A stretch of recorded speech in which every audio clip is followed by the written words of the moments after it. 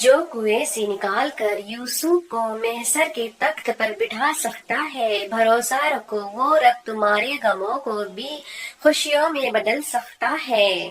اللہ تمہیں ہر وہ چیز عطا کرے جس میں خیر ہو، صحت ہو، خوشی ہو اور دل کا سکون ہو۔ کون کہتا ہے اللہ نظر نہیں آتا؟ ایک وہی نظر آتا ہے جب کوئی نظر نہیں آتا۔ لوگ صرف خود کے سنگ ہوتے ہیں۔ آپ کی ساری عمر کسی کی خیر خواہ ہو جائے، بس ذرا سی غلط فہمی یا بدگمانی کی دیر ہے، آپ کی بھلائی، آپ کا خلوص سمٹ کر منہ پر مار دی جائے گی۔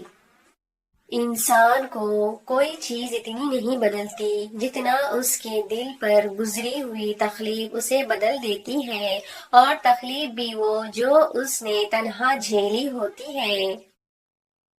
جیسے جیسے عمر بڑھتی ہے، دن بدن انسان امیر ہوتا جاتا ہے۔ چاندی بالوں میں، سونا دانتوں میں، موتی آنکھوں میں، شکر خون میں اور مہنگا پتھر کڈنی میں پایا جاتا ہے۔ بس یہی زندگی کی سچائی ہے۔ گھر کبھی تنگ نہیں ہوتا، دل تنگ ہو جاتا ہے۔ ایک ہی گھر میں رہتے ہوئے لوگ اجنبیوں کی طرح رہتے ہیں۔ بات احساس کی ہے، بس دعا ہی کی جا سکتی ہے کہ اللہ ہم سب کو ہدایت دے، ایک ہی دوسرے کا احساس پیدا فرما دے۔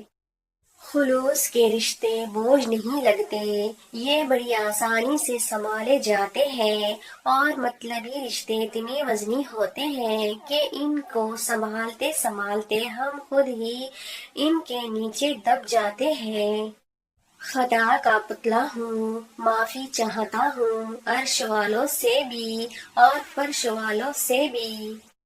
ماں باپ کے ساتھ تمہارا سلوک ایسی کہانی ہے جو لکھتے تم ہو لیکن تمہاری اولاد تمہیں پڑھ کر نہیں سناتی۔